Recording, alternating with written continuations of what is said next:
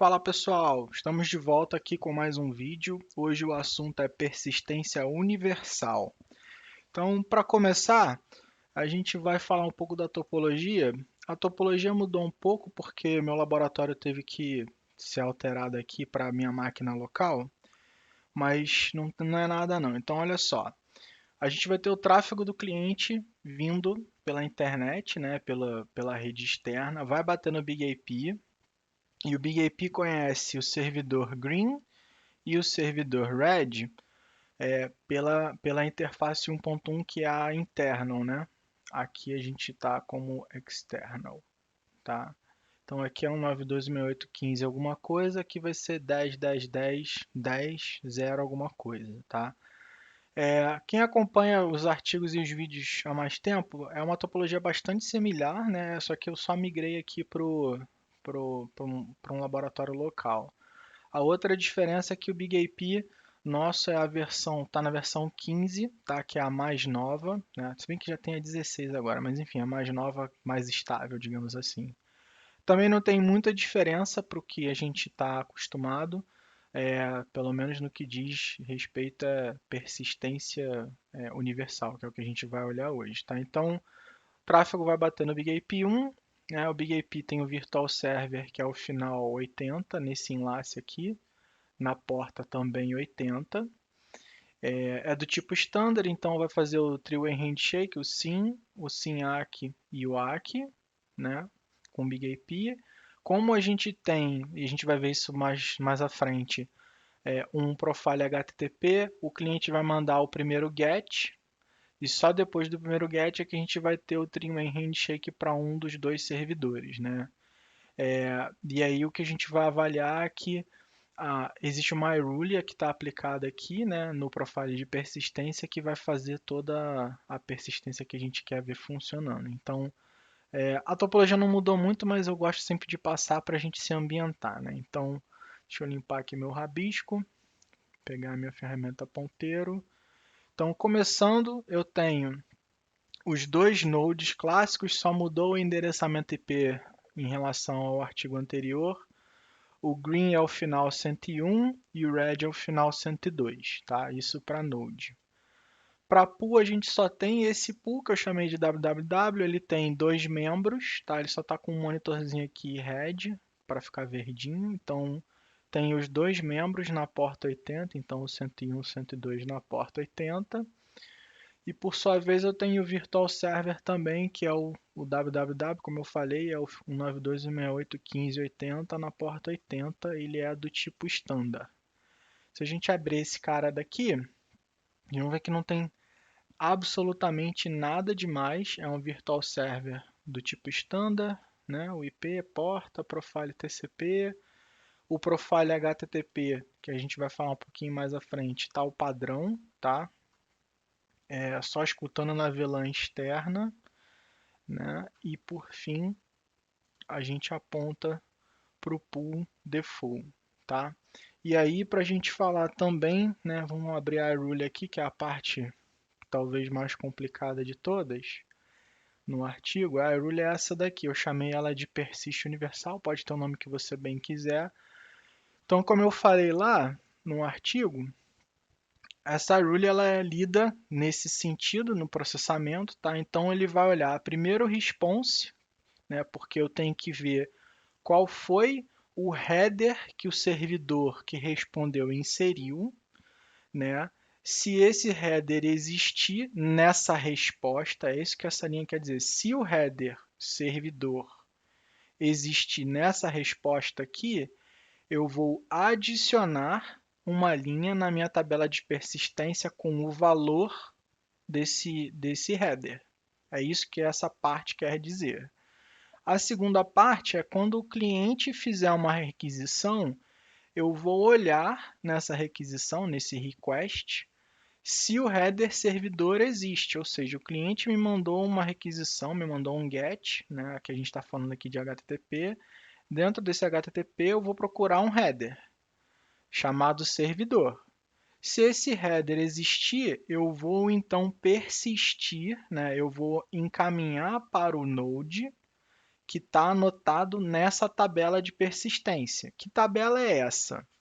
Essa é a tabela, deixa eu limpar aqui, que vai, então assim, essa é só uma iRule normal, né? Essa tabela de persistência, ela é criada no profile de persistência que eu chamei de persist universal.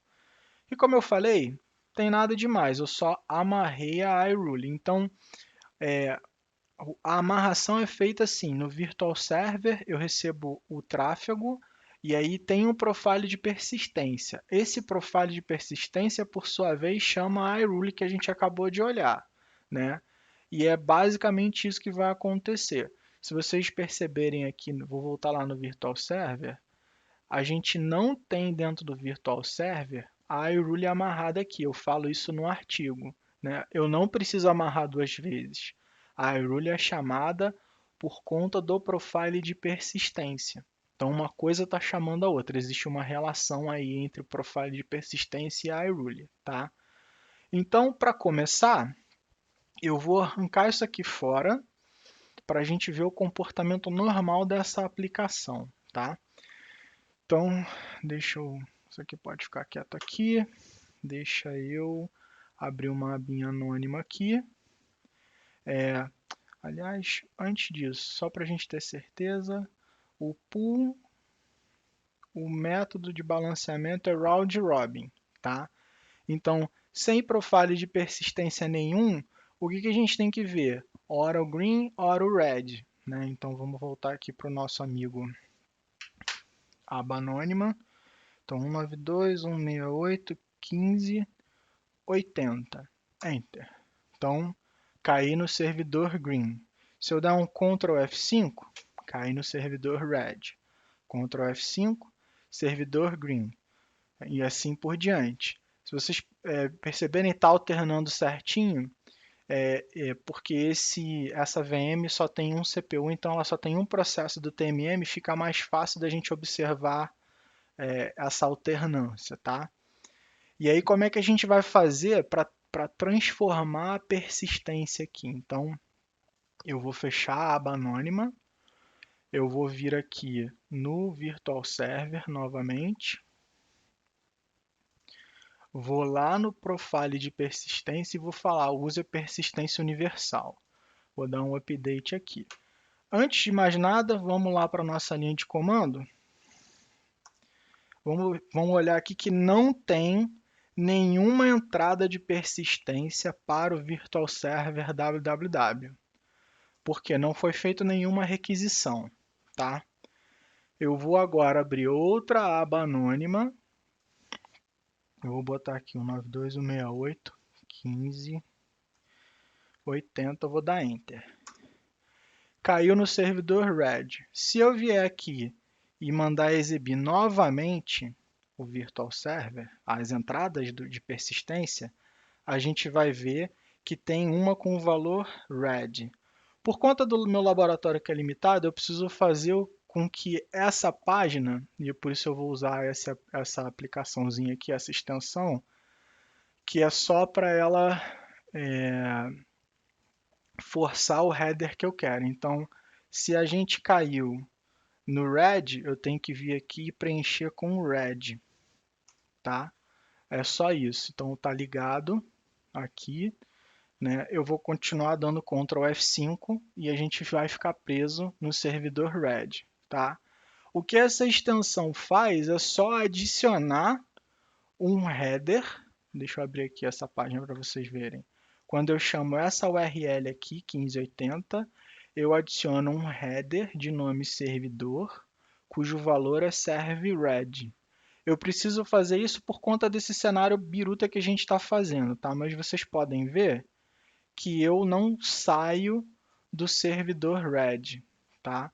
E se a gente vier aqui, ó, Virtual Server e der um All Properties, vocês vão ver que o age agora está 6, ó, 11, está aumentando. Quando chegar em 60 ele morre. Só que se eu vier aqui e der um Ctrl F5, eu regenero esse valor de novo. Então eu dei um Ctrl F5, se eu der aqui, ó, voltei de novo. Então, cada nova conexão em que o BigAP vê isso daqui funcionando, né? Ver a informação que ele está buscando na entrada, né, no request, ele regenera esse valor. E aí, basicamente, se eu vier aqui e desabilitar essa extensão, que não, eu vou parar de inserir o, o header. Se eu continuar dando Ctrl F5 aqui, eu vou começar a alternar de novo. Por quê? Porque o meu browser não está enviando a informação que o BigAP precisa, né? Então, assim, esse cenário ele parece estranho, né? Ele não faz muito sentido se a gente parar para pensar, mas é porque aqui é ambiente de laboratório. Eu só queria mostrar a persistência funcionando para vocês, tá? O que ficou claro aqui é que se a sua aplicação recebe um valor, né? No caso aqui foi server red, né? Que a gente viu aqui. É, eu recebo esse valor e a sua aplicação, quando retornar, entregar esse valor, que a gente fez isso através dessa extensão, o BigAP olha isso na tabela de persistência universal, ele olha esse valor e repare que ele não anota o nome do header, ele anota o valor que você mandou pesquisar. Então ele procurou header servidor, o valor desse header é SRV red, ele anotou esse valor na tabela. Se o seu cliente retorna e apresenta a informação que você está olhando na iRule, e essa informação existe em tabela, você tem uma persistência universal funcionando. E aí o céu é o limite, né? Obviamente, desde que você consiga programar uma rule que dê match nessa coisa toda. Então, como sugestão aqui, é assim, é, existem várias aplicações e você, né, pode ser que tenha que fazer uma rule muito complexa e se essa rule, né, e se essa aplicação for muito utilizada, o CPU do seu equipamento pode subir em excesso, né? Então, muito cuidado na hora que vocês estiverem fazendo para não complicar demais a ponto de se precisar fazer um troubleshoot não saber nem por onde começar, e outro para você não onerar a sua caixa de forma desnecessária. Mas fora isso, a persistência universal pode aí salvar a vida se a gente não conseguir fazer de nenhuma outra forma. Bom, espero que vocês tenham gostado e vejo vocês no próximo vídeo. Um abraço!